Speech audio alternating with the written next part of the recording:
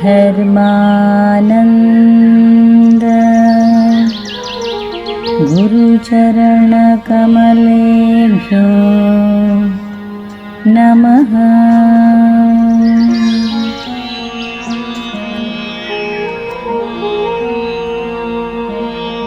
Presenting the Yogasutram of Maharishi Patanjali with the commentary of Maharishi Vyasa, translated and presented by Kuldip Dhiman. योगेन चित्तस्य पदेन वाचा मलं शरीरस्य च वैद्यकेन योपाकरोत्तं प्रवरं मुनिना Patanjali प्राञ्जलिरानतोऽस्मि।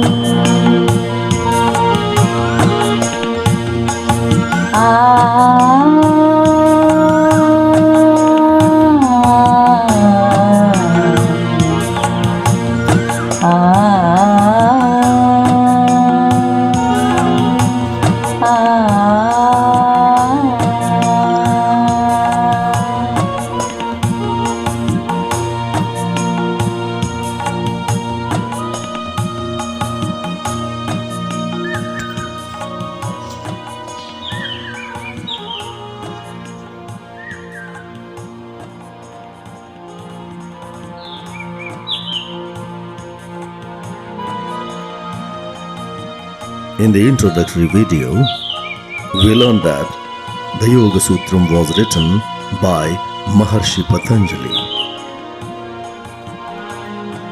As he wrote the Yogasutram in the sutra style, it's not easy to understand it without the help of commentaries. There are several commentaries on the Yogasutram, but we shall be following Maharishi Vyasa's commentary. In the last video, we learned that Patanjali's Yogasutram has 4 chapters: Samadhipada, Sadhanapada, Vibhutipada and Kaivalyapada. We shall begin with the Samadhipada, which according to Vyasa is for the advanced practitioner of yoga. In this video, we shall discuss the first sutra of the Samadhipada, atha yogānuśāsanam. Now begins the discipline or formulation of yoga. Before taking up the first sutra, let's see what the word sutra means. A sutra is not a poetic composition. It's not even prose. The word sutra is often translated as aphorism, which is a misleading translation because there is no word for sutra in other languages. The literal meaning of the word sutra is a thread. A sutra is a very short, threadbare statement, often of 3 or 4 words, stating some fundamental principle of a particular subject. As sutras are very brief, they are easy to memorize.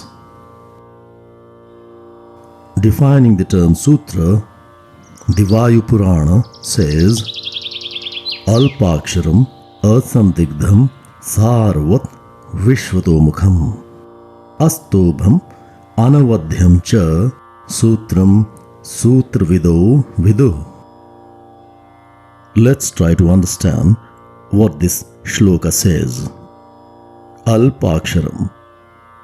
It means to use as few words as possible.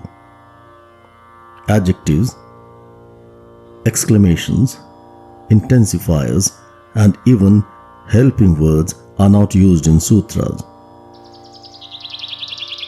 The maximum should be said using as few words as possible.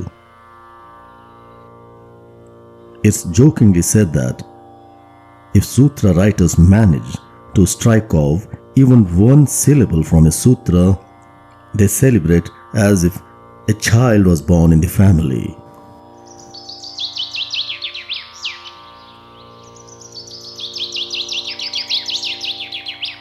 The next word is asandigdham, which means not ambiguous. A sutra should be very brief, but not at the cost of clarity. Alpaksharam asandigdham sarvat.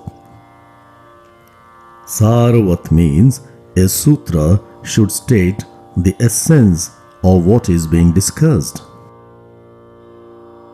Alpaksharam asandigdham sarvat vishvatomukham. Vishvatomukham means what a sutra says should be universally applicable like a scientific law. Alpaksharam asandigdham sarvat vishvatomukham astobham. It means a sutra should not have any invocatory expressions or words of praise. Anavadhyam. A sutra should be free of internal contradictions. What a sutra says should not be negated later by another sutra within the same text. Alpaksharam asandigdham sarvat vishvatomukham astobham anavadhyam cha sutram sutravido vidu. This is how sutra is defined by the experts. Now, let's get on with the first sutra of the Samadhipada. Atha yogānuśāsanam. Now begins the discipline or the formulation of yoga. There are three words in the sutra: atha, yoga, and Anushasanam. The word atha has several meanings. Depending upon the context, atha could mean now, commencement of something, propitious, eligible, and something that's a result of a sequence. Atha is also used in the sense of an invocation to a deity or a guru. ऐगिरि नन्दिनि नन्दितमेदिनि विश्वविनोदिनि नन्दनुते गिरिवरविन्द्यशिरोधिनि वासिनि विष्णुविलासिनि जिष्णुनुते भगवति हेशिति कण्ठकुटुम्बिनि भूरि कुटुम्बिनि भूरि कृते जय जय हे महिषासुरमर्दिनि रम्यकपर्दिनि शैलसुते ऐगिरि नन्दिनि नन्दितमेदिनि. The word for invocation in Sanskrit is Mangala Charanam. There are three types of Mangala Charanam. The first one is Ashirvadatmaka, an invocation to seek blessings. The second one is Namaskaratmaka. This type of invocation is to pay homage to someone. The third type is Vastu Nirdeshatmaka, through which the author states the subject matter of the text under consideration. At first sight, it would seem that the Yogasutram does not have a Mangala Charanam. This is not the case. The word atha is also used in the sense of Mangala, which means auspicious or propitious. As the sutra writers were extremely miserly with words, they would not use many words in the place of one. Let's see what the commentator Vyasa says about the word atha. Atheti yayam adhikararthaha. Atha eti ayam adhikar arthaha. He says, here atha is used in the sense of adhikar. Adhikar in this context means the reach or scope of a subject. Yoga is the subject matter of the Yogasutram. So, we shall be discussing the scope of yoga. Vyasa continues, Yogānuśāsanam shastram adhikritam veditavyam. The text that teaches the discipline or formulation of yoga may be considered to have begun. After this, Vyasa gives us the definition of yoga. Yogaha samadhi. He says the word yoga means samadhi. It must be pointed out that the correct pronunciation is yoga, not yoga. It's just yoga. Regarding samadhi, Vyasa says, Sacha sarvabhaumaschittasya dharmaha. Samadhi is an inherent disposition of all states of the mind. He says there are 5 states of the mind. Kshiptam mudam vikshiptam ekagram niruddham iti chitta bhumayaha. The 5 states of the mind are Kshiptam, Mudham, Vikshiptam, Ekagram and Niruddham. Kshiptam is a highly disturbed state of the mind. Mudham is a deluded or distracted state of the mind. Vikshiptam is an agitated state of the mind. Ekagram is an integrated or focused state. And Niruddham is a totally still state of the mind. We shall discuss these states in detail in a while. Regarding the 5 states, Vyasa says, Tatra vikshipte chetasi vikshepopasarjani bhutaha samadhirna yoga pakshe vartate. Tatra, among the 5 states just mentioned, the vikshipta or the agitated state is not fit for samadhi from the point of view of yoga, because in this state the mind is not stable enough to take up yoga. Let's try to follow what Vyasa is saying. He just mentioned Yoga Samadhi. Yoga is Samadhi. He equates the word yoga with Samadhi because yoga is the process to attain Samadhi. The literal meaning of the word yoga is unification or integration, and Samadhi is a state of integration with our own self. Thus, in a sense, yoga and Samadhi are synonymous. But technically, there is a difference which will be explained in a little while. Let's first examine the word yoga itself.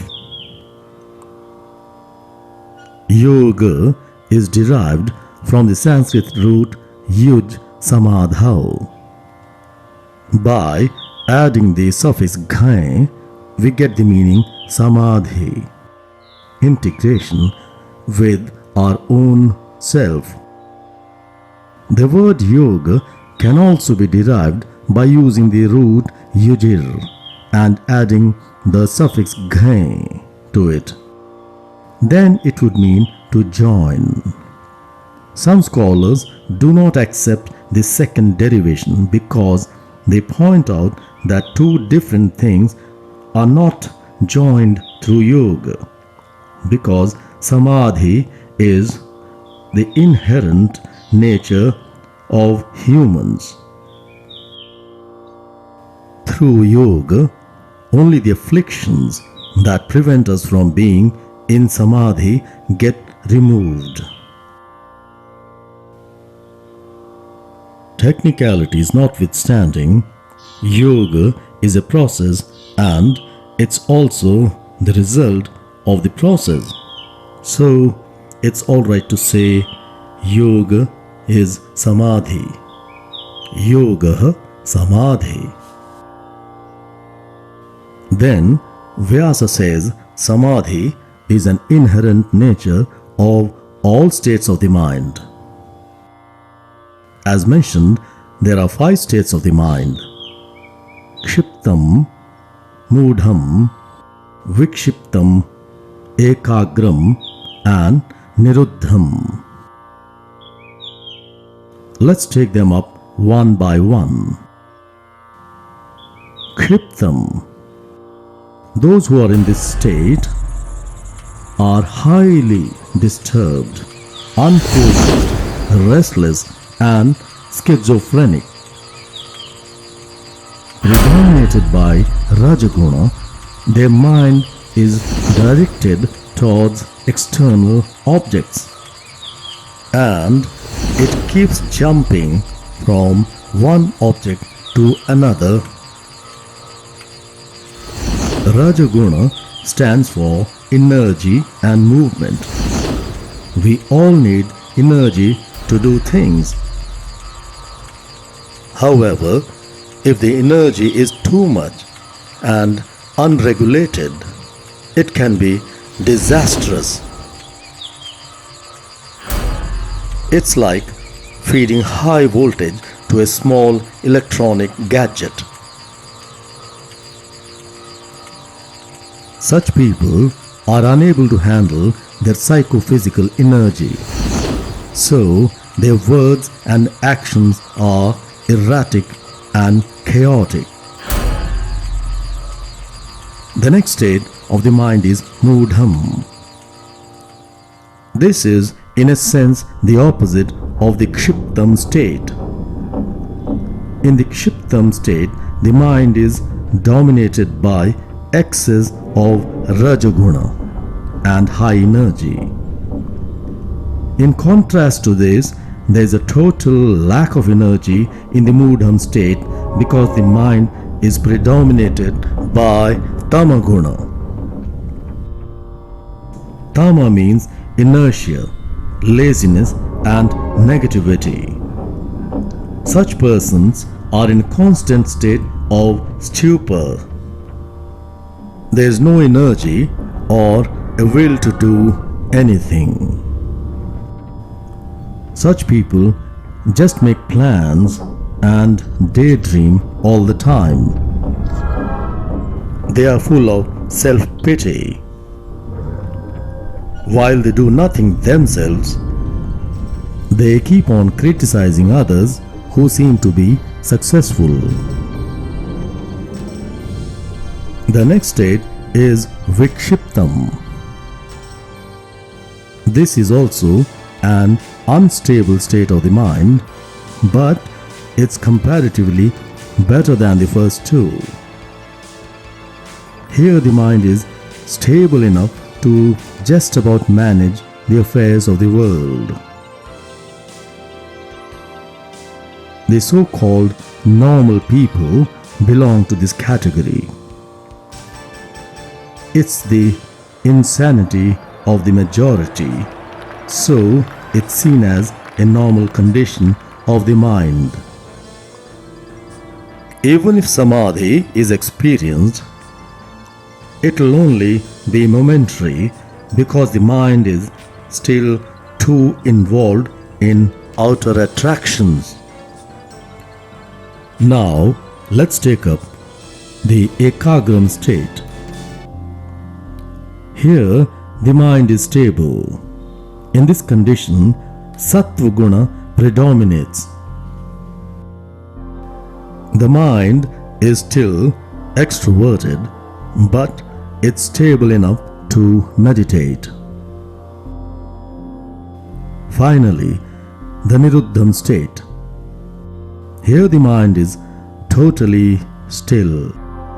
There are no psychological disturbances because the three gunas almost get neutralized. Since the mind does not need an external object to meditate upon, the idea of the self also disappears. There is a feeling of just being. Vyasa says, among these states, the vikshipta state is not fit for yoga and for experiencing samadhi because it is a disturbed state of the mind.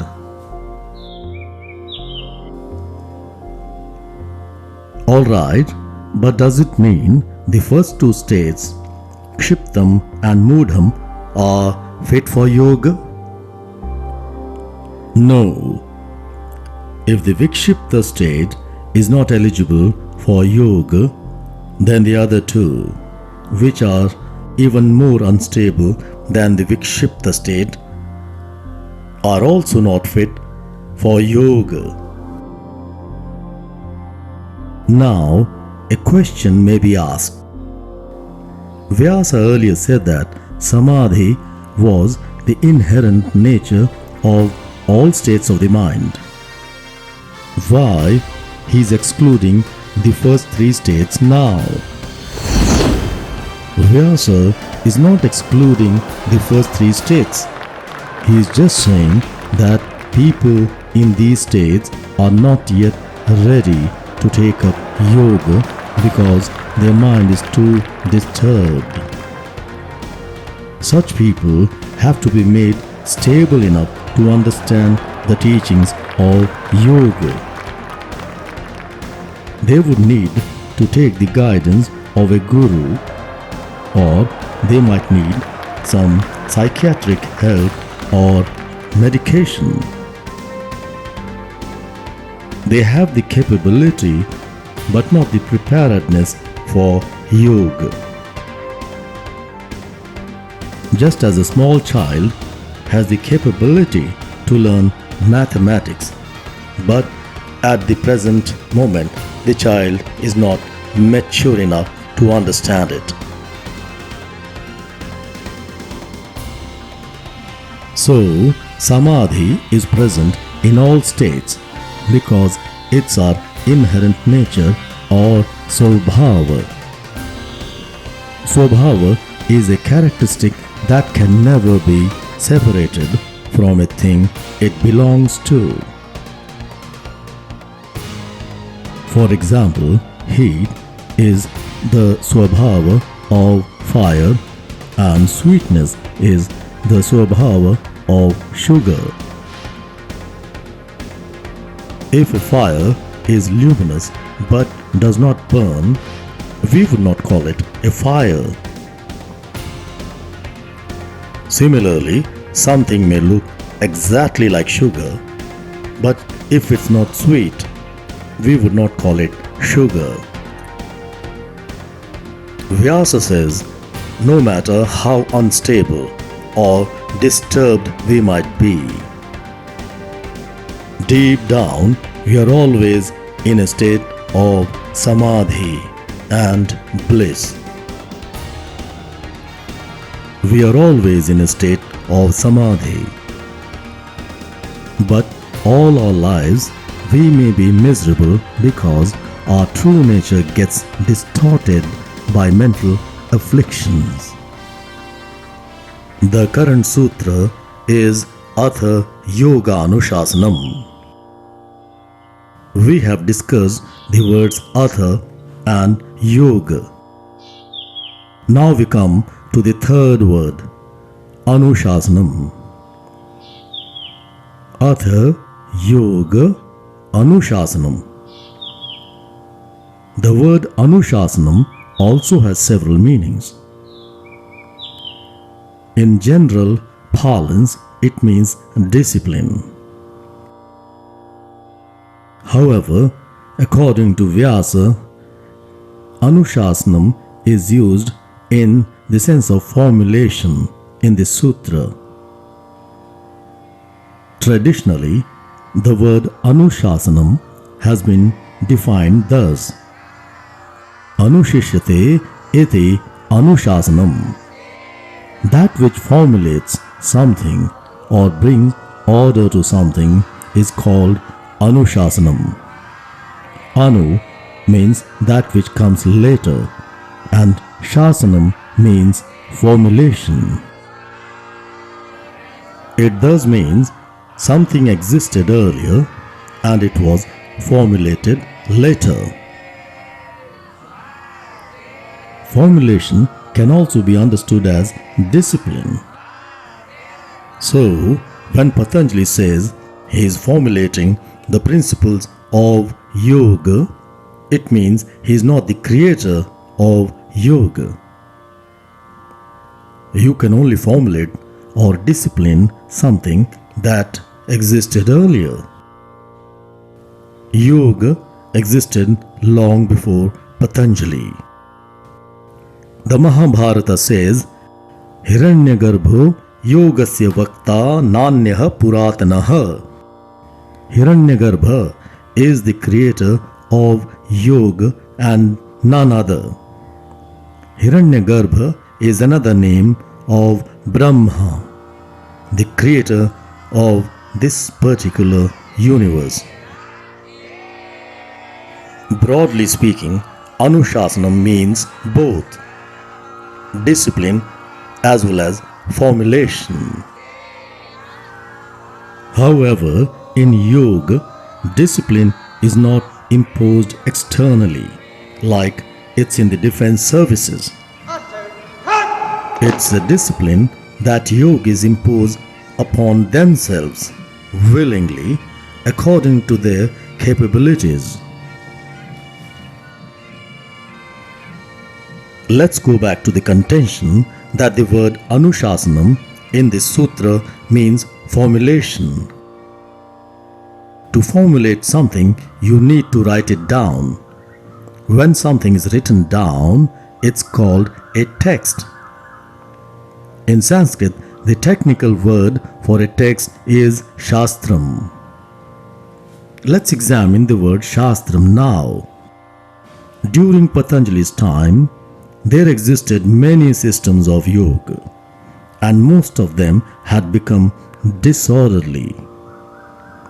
Patanjali studied them and formulated them in the Yogasutram, which is the oldest text on yoga available to us.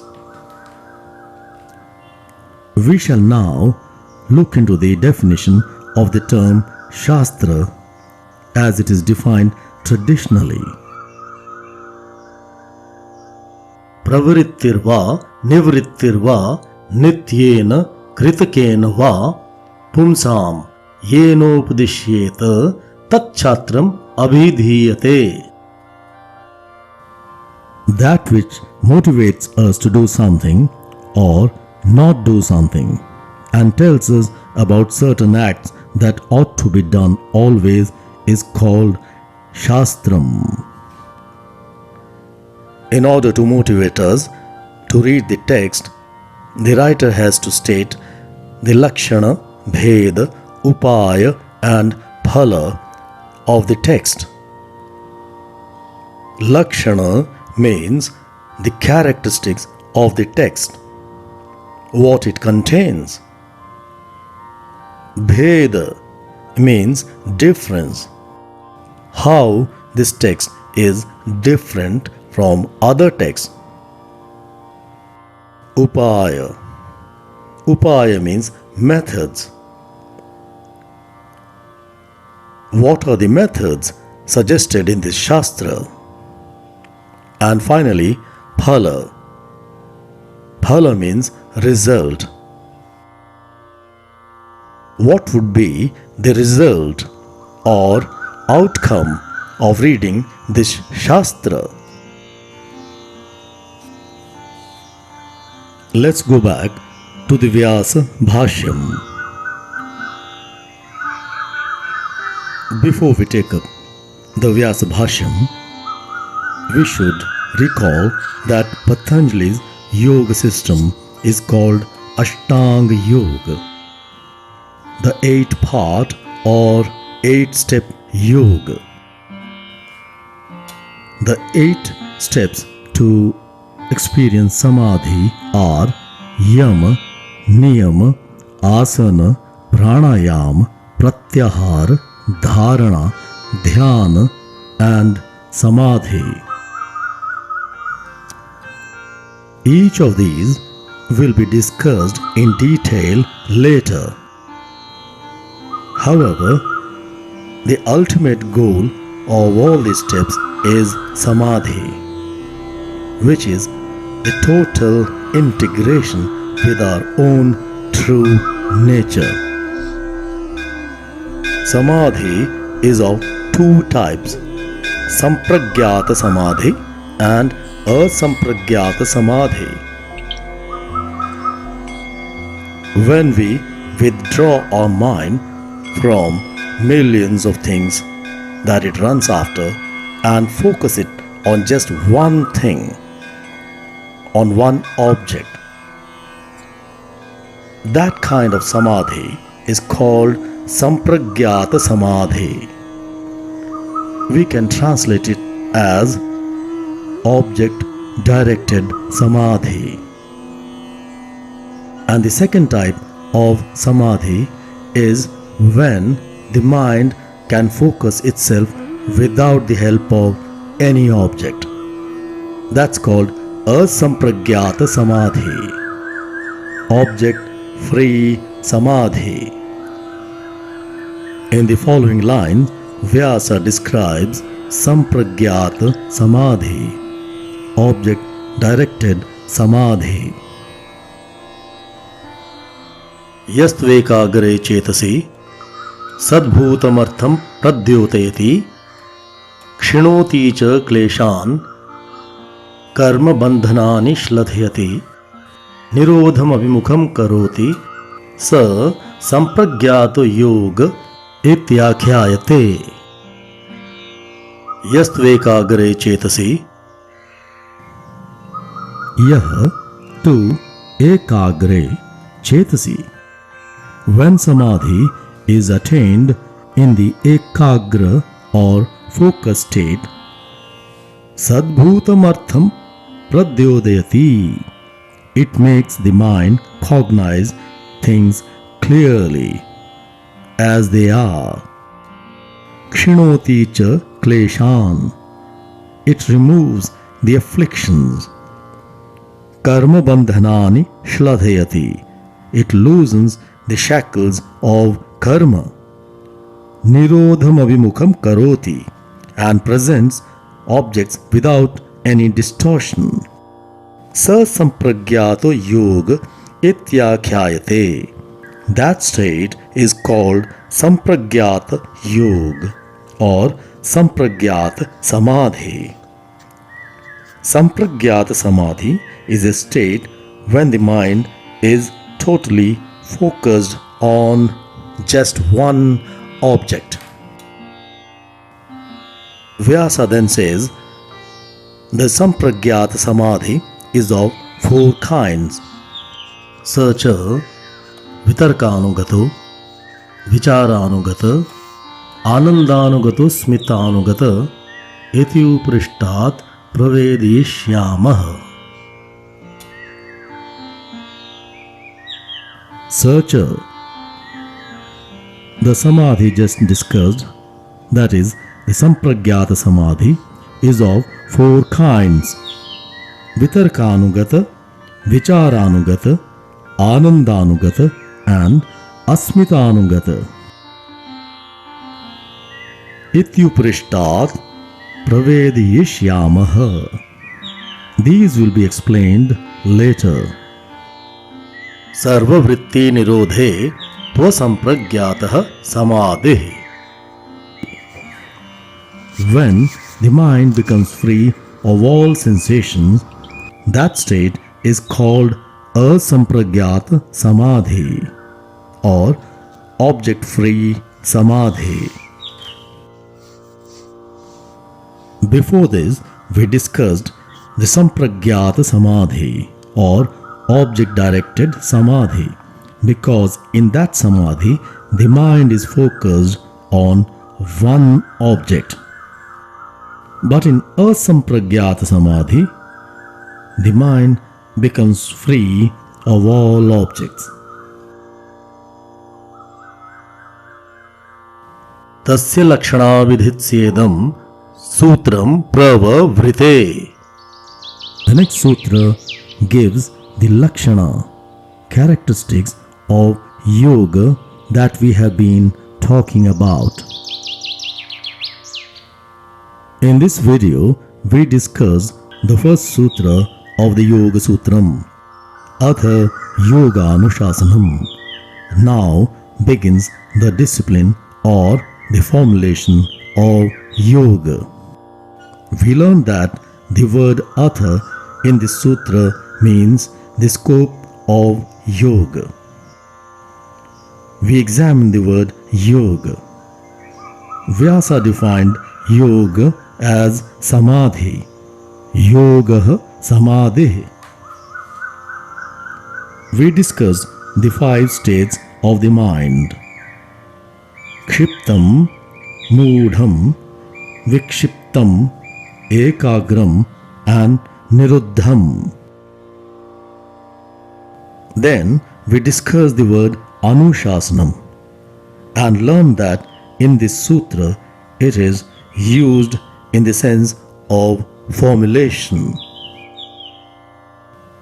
So we can say, now begins the discipline of yoga, or now begins the formulation of the principles of yoga.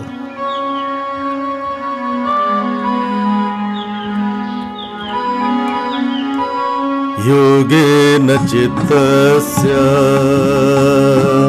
padena vacha alam sharirasya cha vaidyakena yopakarotam pravaram munina